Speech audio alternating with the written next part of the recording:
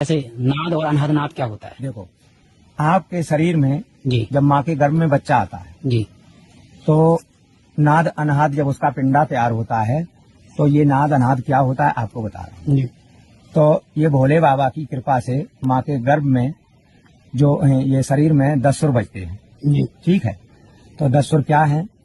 जैसे झिंगुर की झंकार, जी भौरे जैसी भन्नाट, जी ठीक है, और शंख की आवाज है, बांसुरी की आवाज है, गिटार की आवाज है, सितार की आवाज है, बादल जैसी गर्जन है, जी और ये धुनिया है।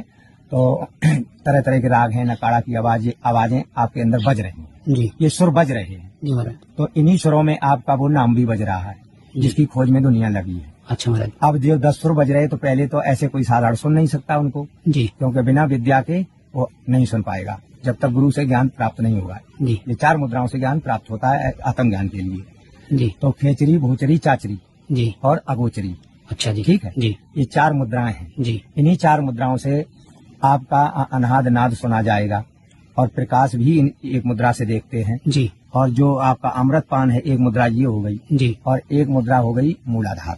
जी ये 4 मुद्राओं का, ये चाहे 4 वेदों का ज्ञान कहो जी और चाहे 4 मुद्राओं का ज्ञान कहो। जी तो इन 4 मुद्राओं से युक्ति पूर्वक जब गुरु आपका 10वां दरवाजा खोलता है, 10वें दरवाजे से आपको साक्षात करा देता है, जी तो ये जो 9 इंद्रियां आपकी खुली हुई हैं, तो जब इनकी विद्या आपको मिलेगी बंद करने की, जी। तब 10वां दरवाजा खुलता है। तो चाबी आपके पास है, ताला आपके घर में लगा है, गुरु सिर्फ बता करके आपको करवा के खोल कर दिखा देता कि ऐसे खोलो, मूंदो, दर्शन करो। जी ठीक है, तो रोज अपनी प्रक्रिया से दर्शन करो।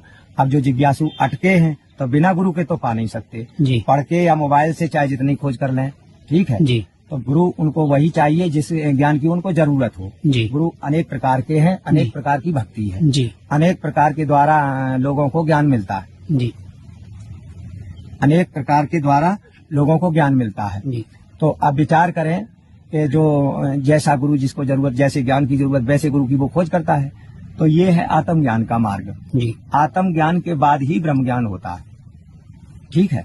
अच्छा, मतलब पहले आत्म पहले साक्षात्कार। आत्म ज्ञान होता है, फिर बाद में ब्रह्म ज्ञान होता है। जी। आत्म साक्षात्कार तो ज्ञान कराया जाता है, और जब उसको भरपूर भक्त करता है, गुरु के बताए वचन पर चलता है और उनके बताए मार्ग को अपना करके गुरु सेवा और संत सेवा करते हुए, अपनी गृहस्थी का पालन करते हुए, तो जब वो उसी अभ्यास को करता रहता है तो उसको जो है आत्म ज्ञान जब होता है, तब उसके बाद ही ब्रह्म ज्ञान होता है। अच्छा महाराज।